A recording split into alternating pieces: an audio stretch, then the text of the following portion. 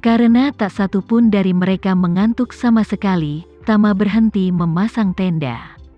Dia dan Isyana duduk di tepi ranau, asyik memandangi bintang-bintang di langit dan mengobrol tentang kejadian masa lalu masing-masing. Tama sangat menikmati mengobrol dengan Isyana. Sejak orang tuanya meninggal, dia mempunyai keraguan terhadap semua orang. Dia menyembunyikan identitas dan kekuatannya dari istrinya. Namun juga merahasiakannya dari orang-orang yang mengikutinya dan beberapa orang lainnya. Sebagai orang kepercayaan, meskipun Tama secara bertahap mengungkapkan identitas dan kekuatannya kepada mereka, dia tidak pernah menceritakan kepada siapapun tentang petualangannya mendapatkan 9 kitab suci misterius. Hanya Isyana yang mengetahui semua rahasia Tama. Hal yang sama berlaku untuk Isyana. Selama 300 tahun terakhir, dia telah mengadopsi banyak anak yatim piatu. Namun dia hanya mengakui rahasia keabadiannya kepada beberapa orang yang paling dia percayai. Kecuali anak-anak yang dibesarkannya, dia belum menceritakan rahasianya kepada orang luar. Tama adalah yang pertama. Oleh karena itu, jauh di lubuk hati mereka, keduanya menganggap satu sama lain sebagai orang kepercayaan sejati dan satu-satunya orang kepercayaan. Karena Besuki terletak di barat daya, waktu fajar sebenarnya 1 jam lebih lambat dibandingkan di wilayah timur. Jadi mereka berdua mengobrol sampai hampir pukul 7 ketika langit akhirnya mulai cerah. Saat ini, pengalaman hidup Tama selama lebih dari 20 tahun hampir tercakup. Sedangkan Isyana baru saja berbicara tentang awal abad ke-20.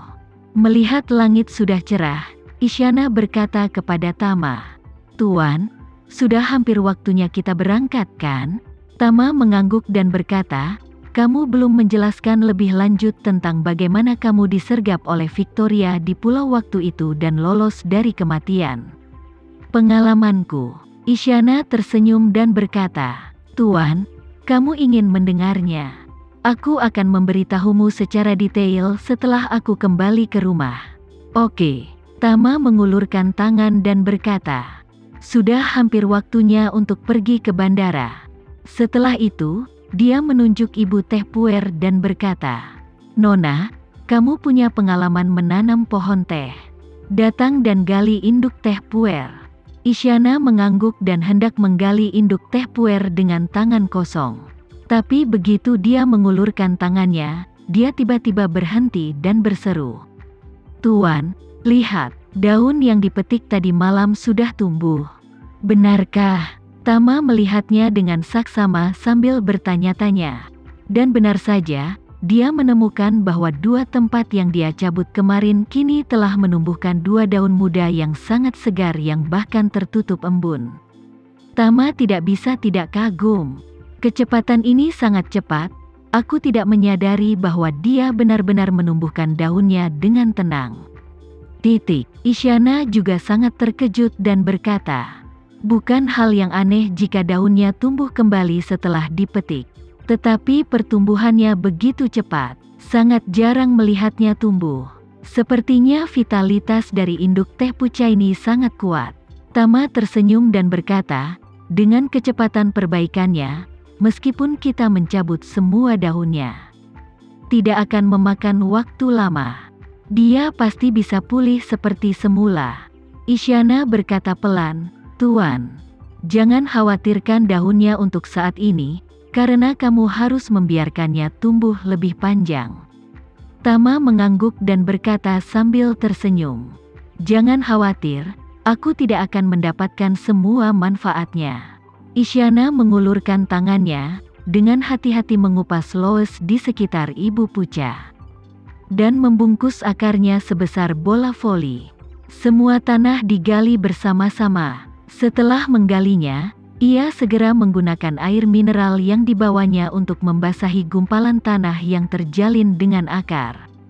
Dan kemudian berkata kepada Tama, "Tuan, ayo cepat pergi." "Oke." Tama setuju. Ketika dia turun, kali ini dia tidak membawa perlengkapan berkemah sebelumnya. Bersama Isyana, ia mengajak Ibu Puca kembali ke tempat parkir. Setelah masuk ke dalam mobil, Isyana membungkus rimpang teh Ibu Puca ke dalam kantong plastik dan dengan hati-hati meletakkannya di dekat kakinya.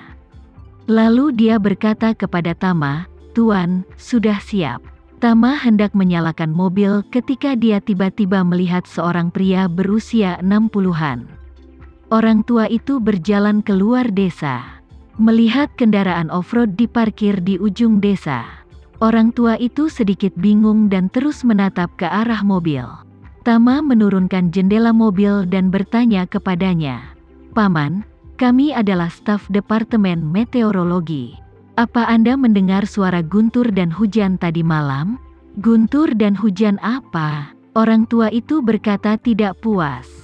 "Departemen Meteorologi, kamu tidak tahu apakah sedang hujan atau tidak? Kenapa kamu masih datang untuk bertanya padaku?"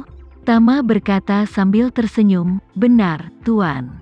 Kemarin kami menembakkan meriam hujan, dan saat itu beberapa orang memang mendengar suara guntur. Jadi pagi ini datang saja dan tanyakan tentang hujan tadi malam. Apakah kamu mendengarnya?" Orang tua itu melambaikan tangannya, "Tidak." Tama bertanya kepadanya, "Apa karena paman tidur, jadi paman tidak mendengarnya?" Orang tua itu berkata dengan marah, "Aku bangun 7 atau 8 kali dalam semalam.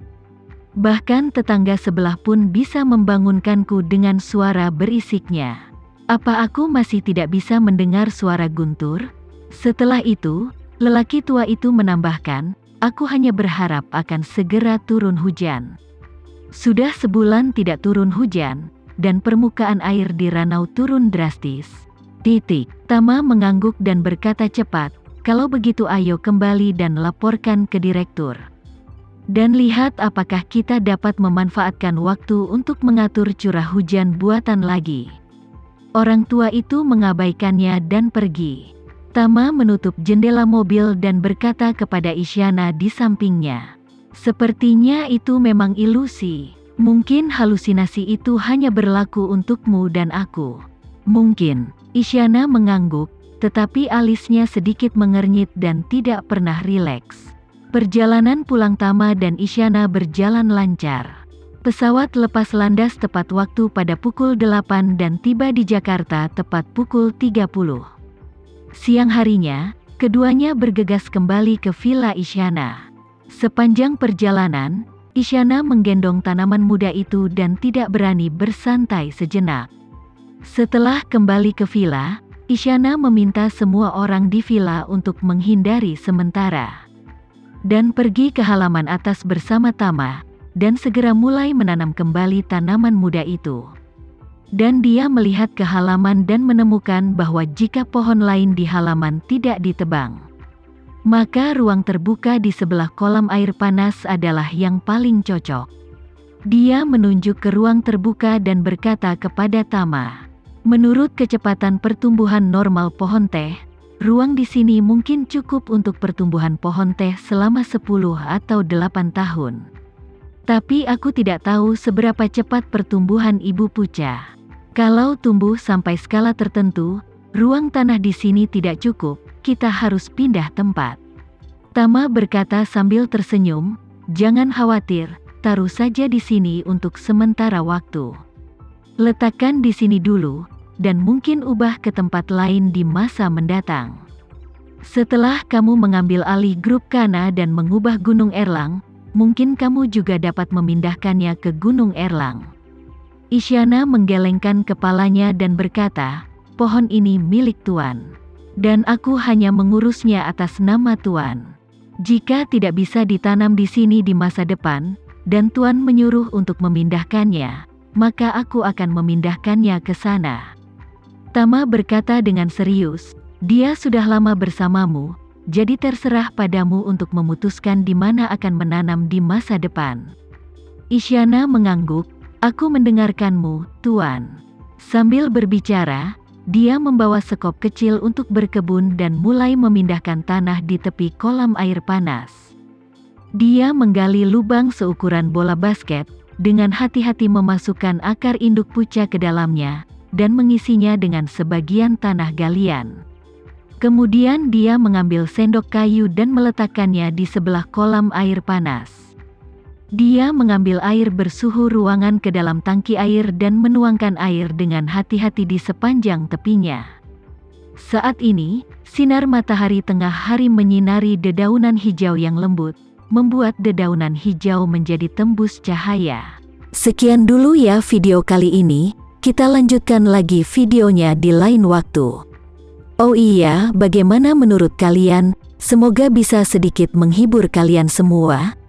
Untuk teman-teman yang baru nonton, jangan lupa subscribe ya, hehehe. Dan kalau teman-teman ada yang ingin gabung langganan, bisa langsung gabung saja untuk dapat fitur yang menarik dan sedikit membantu Mimin.